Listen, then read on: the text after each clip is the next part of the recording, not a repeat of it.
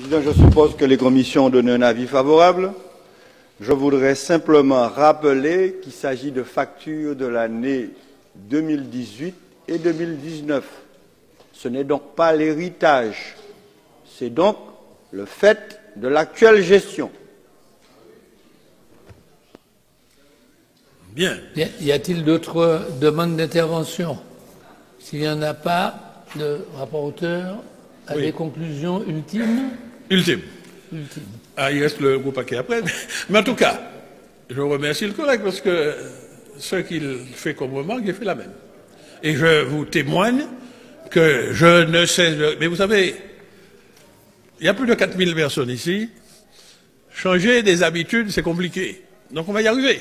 Progressivement, je vous garantis qu'en tant qu'acheteur public, représentant acheteur public, j'ai mis en place des dispositions s'appuyant sur les technologies actuelles de communication qui me permettent d'être en contact avec toute la hiérarchie. Nous sommes déjà actuellement entrés dans l'ère de la signature électronique. Donc, même si on évoque l'urgence, le chef de service qui a découvert le besoin a les moyens de signaler à sa hiérarchie qui fait faire l'estimation et qui remonte jusqu'à l'acheteur public pour qu'une décision soit prise avant de faire l'achat de la prestation. Alors maintenant, il faut faire tout. Nous sommes en pleine période de mutation. Il y a certains services qui sont déjà passés à la dématérialisation totale, je les félicite, et j'encourage tous les autres à passer à la dématérialisation. Et vous ne pouvez pas imaginer comment on gagne du temps et on ne met pas donc les entreprises dans cette situation-là. Si tout le monde veut s'y mettre à la dématérialisation, et on fait de la formation d'ailleurs, pour aider tout le monde à numériser, je pense progressivement on va y arriver, parce que c'est très désagréable de reconnaître que quelqu'un fait une prestation et qu'on ne peut pas le payer. Si tu permets, Président, j'ai été interpellé sans que mon nom soit désigné, mais on m'a désigné par toutes sortes de détours sur un fait qui est une réalité, qui est douloureuse, qui est que beaucoup d'entrepreneurs, de prestataires ayant travaillé pour la collectivité, voient le délai de paiement s'allonger. Des efforts considérables sont faits pour les raccourcir. Alors il a évoqué une page Facebook sans dire que c'était la mienne. J'ai pris une responsabilité et je signe, je ne fais pas comme certains qui le font anonymement ou avec des pseudos. J'ai révélé un certain nombre de choses que je veux révéler encore ici à la tribune. Le président Marie-Jeanne a fait toutes les démarches pour que la trésorerie de la CTM puisse permettre de couvrir les dépenses en instance. Je peux témoigner qu'il y a eu en fin d'année 2019 des prêts en trésorerie. Parce que j'ai entendu dire qu'on ne prête pas de l'argent pour le fonctionnement, on peut faire des prêts de trésorerie auprès des banques pour payer les mandats en instance. Ces prêts à court terme que l'on doit rembourser rapidement sont différents des prêts à long terme que l'on fait pour des investissements. Donc, il ne faut pas confondre les choses. Maintenant, même les prêts qu'on fait pour les investissements, au fur et à mesure que l'argent rentre, ça rentre dans la trésorerie, il y a une caisse unique, l'argent est disponible, on peut payer les dépenses courantes. Ça, c'est pas interdit. Permettez.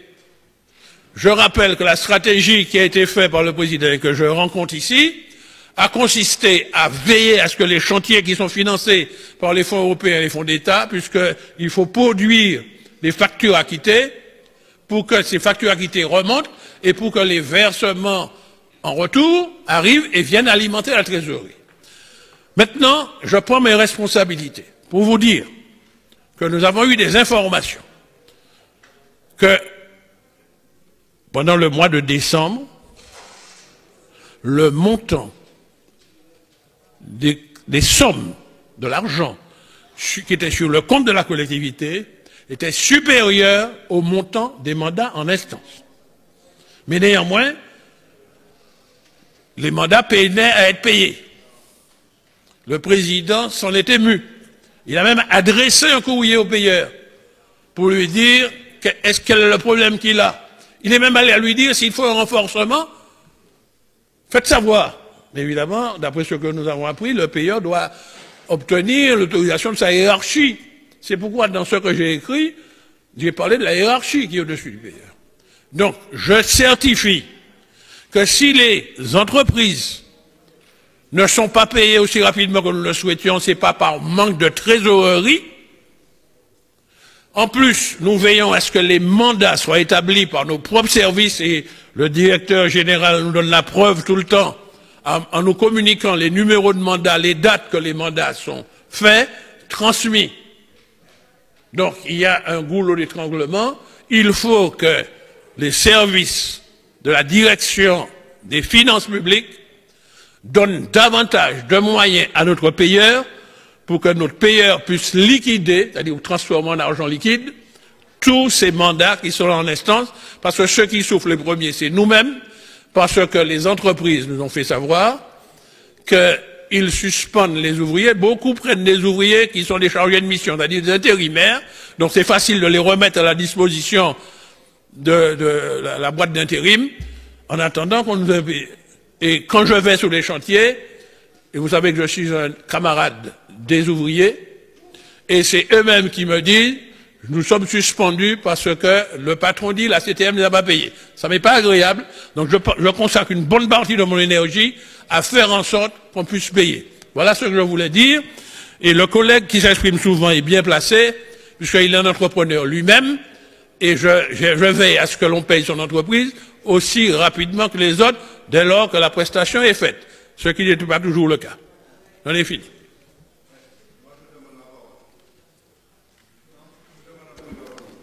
Un point d'ordre, oui.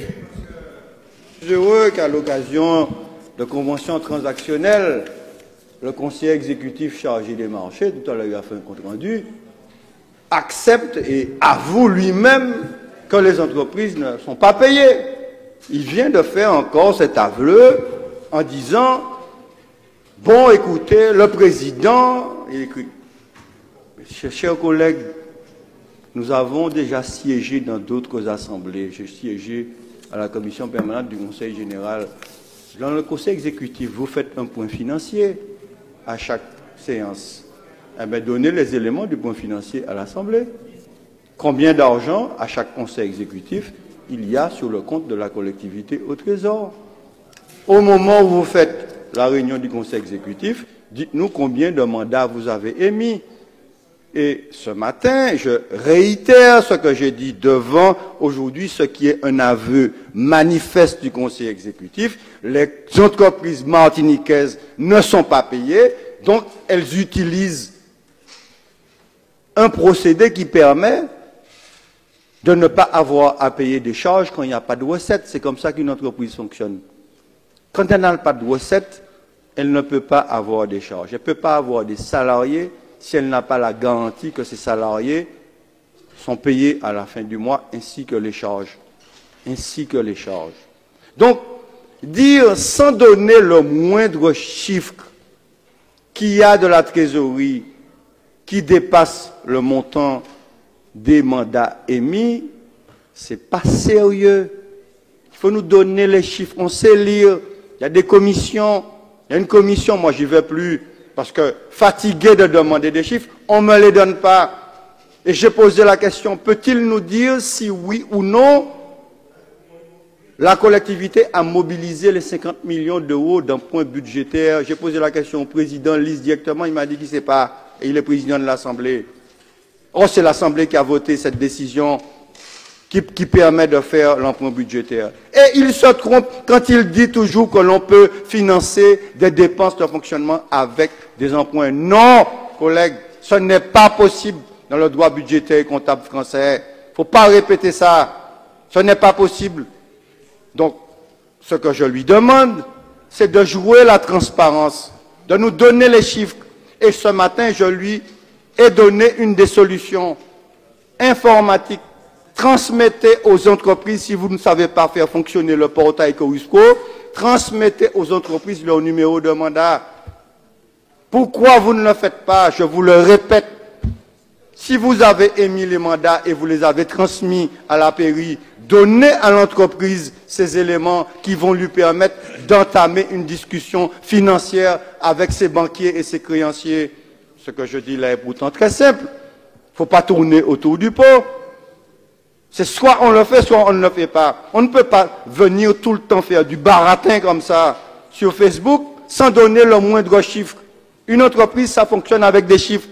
Donc, je lui dis très simplement qu'il faut arrêter de personnaliser le débat avec moi parce que je peux le personnaliser avec lui. Donc, je lui dis ça là maintenant pour l'ultime fois. Collègue, arrête de personnaliser le débat me concernant. Parce que tu sais, je ne suis pas sûr que à ce débat-là, ça soit très avantageux pour toi. Donc je te demande, une fois de plus, d'arrêter de mettre en cause mon fonctionnement en tant que chef d'entreprise. Et ça, il faut que ça soit clair et inscrit dans le PV. Les allégations que tu fais depuis plusieurs séances sur mon entreprise, je les note dans les procès-verbaux, je les stocke, mais je te demande d'arrêter ce type d'allusion. Parce que jusqu'à nouvel ordre, je ne suis pas mis en examen. Tu comprends? Jusqu'à maintenant, je ne suis pas devant un tribunal correctionnel. Jusqu'à maintenant, je n'ai pas signé de bonne commande pour faire des photos et être incapable de montrer le bon de commande. Alors, je te le dis, une fois pour toutes, ne dépasse pas la ligne jaune avec moi. Donc, là maintenant, il y a des mesures à prendre pour payer les entreprises et l'ultime mesure que vous pouvez prendre, c'est faire comme la région Guadeloupe, décider que vous payez les intérêts moratoires aux entreprises. Donc, vous pouvez décider, vous, là, maintenant, de faire le payeur payer les intérêts moratoires sur tous les délais de paiement qui dépassent les 30 jours. Alors, arrêtons ce petit jeu malsain et passons à de bonnes pratiques de gestion. Bien. Bien, d'abord, le collègue semble ignorer le code de la commande publique. Les intérêts moratoires sont dus. Je l'invite à aller relire le code de la commande publique. Sans qu'on a autorisé ceci ou autorisé cela. La dernière réforme, qui date maintenant de quelques années. Deuxièmement, comme il me répond personnellement, je révèle qu'en sa qualité d'entrepreneur, il est allé faire pression sur les agents de la CTM, de la commande publique, pour essayer de faire modifier un marché que son entreprise a passé avec nous pour faire les enseignes. Et c'est depuis ce moment-là que j'ai senti qu'il a des pressions faites sur nos collaborateurs que je m'insurge contre ça. Je dis de ne pas mélanger les gens. Il est élu. Les collaborateurs, évidemment, ils ont le respect des élus. Son entreprise a répondu à un appel d'offres pour faire les enseignes. Tout le monde constate d'ailleurs que les enseignes tardent à être posées sur nos immeubles, au point que je me fais critiquer alors que des bons de commande sont émis. Alors, parce qu'il veut aborder cela, il voulait introduire des prix nouveaux, alors que les prix nouveaux ne peuvent être introduits que par la commission d'appel d'offres. Alors, arrêtez d'aborder ce point-là, puisque tu me pousses à révéler ça, et je peux requérir le témoignage des agents qui ont subi cette pression. Il faut produire les témoignages, il faut les produire, et donner des allocations précises. Il faut donner des allocations précises. Il faut demander la parole. Non, je réponds, collègue, non, parce que ça, c'est des accusations graves. Collègue, j'ai écrit 2 lettres recommandées à la collectivité que j'ai envoyées au PCE qui n'ont jamais reçu de réponse. Mes lettres recommandées n'ont jamais reçu de réponse et je tiens à ta disposition et à l'ensemble des élus martiniquais le document de contrôle de légalité que toi, Daniel Marie-Sainte, tu as décidé pour soi-disant faire pression sur moi comme élu de ne pas appliquer. J'ai un document revêtu du contrôle de légalité que je vous ai envoyé. Maintenant, toi, tu peux décider que tu fais pression sur les chefs d'entreprise, comme tu fais à Gorivière, où tu essaies de faire annuler un marché pour un jeune Martiniquais qui a une entreprise à Gorivière, qui a une machine qui fonctionne. Tu essaies aujourd'hui, pour des motifs assez scabreux, de casser son marché. Je te dis que moi, je peux avoir n'importe quel débat avec toi. Et je te demande, si tu dis que tu as signé un bon de commande de 1400 € pour faire des photos, donne-nous la photocopie de ce bon de commande. Donne-le-nous. Je te demande, une fois de plus, je te le dis, d'arrêter ce type d'allégation que tu ne peux pas prouver. Parce que ceci montre ton niveau d'irresponsabilité et de lâcheté. Et je te le dis, je ne suis pas mis devant le tribunal correctionnel je ne suis pas mis devant le tribunal correctionnel ni mis en examen aujourd'hui, mais que si tu as des éléments qui concernent mon entreprise, publie-les, donne-les, et moi, je vais publier mes éléments. Mais il faut arrêter ces attaques sournoises contre les chefs d'entreprise martiniquaises quand tu as verser 5 millions d'euros à Vinci de pénalités de retard et d'intérêts moratoires. Arrête là d'attaquer les entreprises martiniquaises et de te coucher devant les multinationales. Collègues, je vous conseille de ne pas continuer sur des dossiers aussi délicats. Je pense que ce n'est pas... Non, non, je pense qu'il faut arrêter ça. Je ne parle même pas du dossier de l'enrobé avec la colasse. Parce que... mais oui, bon, ça va... Je pense qu'il y a peut-être un autre lieu où on peut débattre de ces choses-là parce que ça va donner une mauvaise image de notre collectivité. Je propose qu'on ferme cette parenthèse et que nous passions à la question... Nous avions voté, je ne sais même plus. Donc on commence par... Vous n'avez pas encore voté? Non, on n'a pas voté les trois conventions transactionnelles. Donc je mets aux voix. Contre, je pense que personne n'est contre. Abstention, il n'y en a pas. Donc adopté à l'unanimité. Nous passons au 63, qui est la traditionnelle présentation du compte-rendu de l'exercice de la délégation que nous avons donné au président du Conseil exécutif en matière précisément de marché public et d'accord cadre. Bien, merci. Mais Président, je ne peux pas laisser publiquement dire des choses érodées. À Grand-Rivière, le mandataire, ce n'est pas une petite entreprise martiniquaise, c'est une entreprise du groupe Vinci, Caraïbes Moteur.